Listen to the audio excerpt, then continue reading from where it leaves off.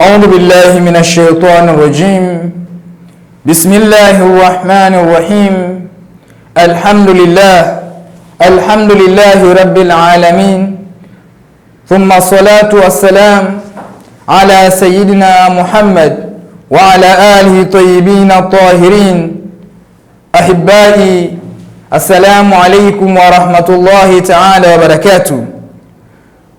Baada ya kumshukuru Mwenyezi Mungu Subhanahu wa Subhana na kumtakia rahma mtukufu wa daraja Bwana Mtume Muhammadin sallallahu alayhi wa alihi wasallam, Allahumma salli ala Muhammad wa ali Muhammad.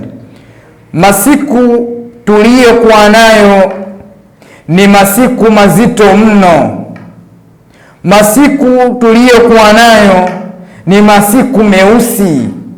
Ni masiku ambayo mwanadamu sio wajibu afurahi, hatakiwi muda wote aonekana anafurahi kwa haya masiku ambayo tuliyokuwa nayo.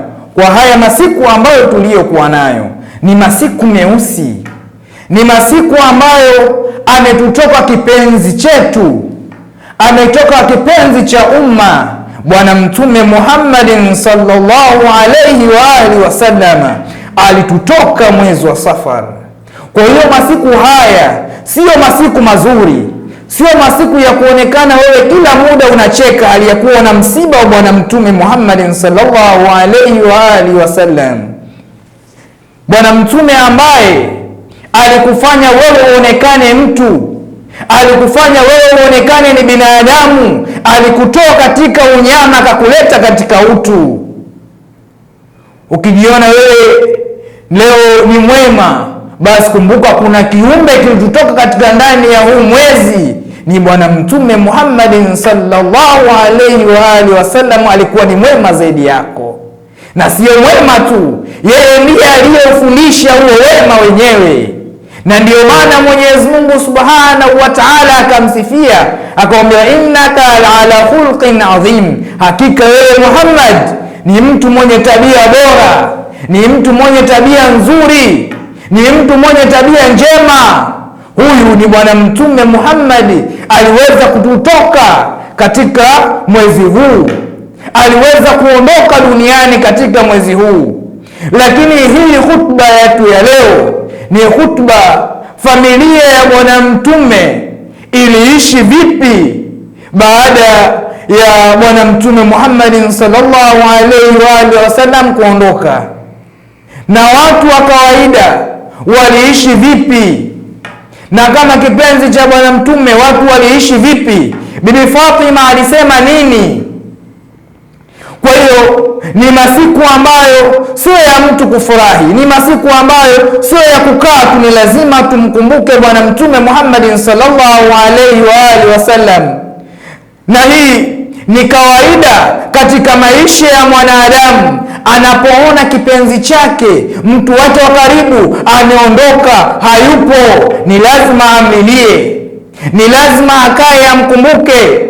Na ndio hivyo Bibi Fatima alayha salatu wasalam, yeye alipoona baba yake anaondoka, alipoona kipenzi chake Mwenyezi Mungu amempenda zaidi, anayaacha maisha ya duniani, akasikika Bibi Fatima anasema ya kwamba wa abyadhu yustasqa al-ghamamu biwajhihi. Maneno haya aliyasema Abu Talib tangia Bwana Mtume Muhammad ana miaka 9 au miaka 8, ulipoingia ukame ndani ya Maka, mvua ikawa hainyeshi.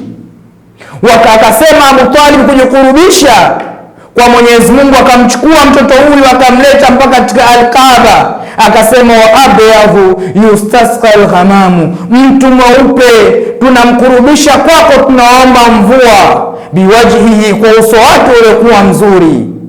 Na sio hivyo tu, thimarul yatama, yeye ndiyo tegemeo la mayatima, yeye ndiyo tegemeo la mayatima, wa ismatun lil aramili. Na sio hivyo tu, bali ni mtu mwenye huruma na ni ngao kwa wale wajane. kwa wanawake wajane, kwa watu wasiojiweza. Yeye ni ngao. Leo kipenzi chetu Mtume Muhammad ameondoka. Bibi Fatima anayasema maneno haya. Bwana Mtume katika ile hali anamsikia, anamuita binti yake, anamwambia, binti, haya maneno aliyasema babu yako, aliyasema ammi yako Abu Talib. Kwa hiyo usiseme hivyo, sema maneno haya, aya ya Mwenyezi Mungu inayosema wama Muhammad illa rasulu, sema ya kwamba hajakuwa Muhammad isipokuwa ni mtume. Sema maneno haya, soma aya hii. Bibi Fatima analia, anahuzunika baada ya kuondoka baba yake, anamlilia baba yake hayupo. Ni nani? Ni Thamalul Yatama, ni ngao ya mayatima, ni mtu mwenye huruma kwa mayatima. Ni watu walikuwa wanaenda wanakidhi haja zao kwa Bwana Mtume, wanaomba mambo yao kwa Bwana Mtume. Leo Bwana Mtume hayupo, ametutoka. Bibi Fatima analia, ni nani tena watu wataenda kuomba mambo yao, wataenda kuchukua haja zao kwa Bwana Mtume? Ni nani huyo yupo? Ismatun lil aramili, naye ni ngao, ni mtu mwenye huruma kwa wajane, kwa wasiojiweza. Wataenda wapi hawa watu? Wataenda wapi? Wataelekea wapi? Haya ni maneno mazuri ambayo ameyasema Bibi Fatima akiwa anamhuzunikia baba yake. Na ndiyo hivyo hivyo katika maisha yetu haya tunayoishi, kipenzi chako kikiondoka, kipenzi kikiwa hakipo, ni lazima useme maneno kama haya. Ni lazima ukae na kumlilia Mwenyezi Mungu Subhanahu wa Ta'ala. Mwangalie Yakubu alipomlilia mwanaye Nabiullah Yusuf, alilia. Alikuwa tu hajafariki, hamuoni ndani ya macho yake, hayupo ndani ya macho yake, anamlilia.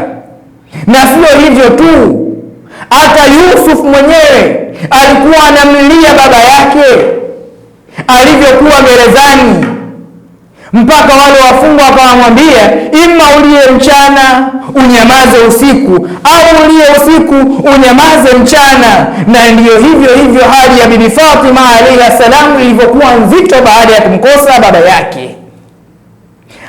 Alikuwa ananukuliwa ya kwamba alikuwa analia usiku na mchana, mpaka wale majirani wakaona wanakereka na sauti ya Bibi Fatima, akabidi ahamishwe katika makaburi ya Bakia, aende huko akalie. Akawa anatoka pale mpaka mauti na kuja kumfika.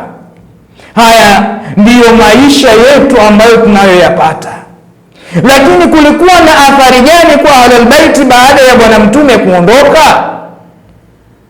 Katika hali ya umauti, Ibn Abbas anapokea riwaya kwa kutoka kwa Bwana Mtume, anaambiwa antum mustadhafuna min ba'di. Bwana Mtume anamwambia Abbas kuwa wewe, nyinyi Ahlul Bait ni mustadhafuna min ba'di, ni watu wenye kunyong'onyezwa, ni watu mtakuwa madhaifu, mtaonekana hamna chochote baada yangu mimi. Na ndiyo hii hali ilitokea, na ndiyo hii hali tulikuwa naye baada ya Bwana Mtume kuondoka. Kizazi cha Bwana Mtume kikaonekana hakuna kitu chochote ambacho kinachoonekana, hajapewa thamani yoyote. Haya maisha yetu leo, mfano tu, rais ametutoka, familia yake jamani, tutaiangusha chini? Si lazima familia yake ilelewe vizuri, watoto wake wasomeshwe, wapewe donge nono, ofa mbalimbali, wanapewa watoto wa rais. Je, leo ni familia ya Bwana Mtume Muhammad sallallahu alaihi wa alihi wasallam imetutoka, inafanya mustadhafuna, wananyong'onyezwa, wanafanywa kama hakuna kitu chochote alikifanya Bwana Mtume, wanashushwa chini. Hii ndiyo kawaida. Lakini vipenzi vikiondoka, watu wanalia, watu wanakuwa wanategemea vipenzi vyao. Lakini siku moja Imamu Ali alinukuliwa akisema ya kwamba likulli ijtimai khalilaini firqa, hakika kila vipenzi viwili lazima vitakuja kuachana. lazima vitakuja kuondoka.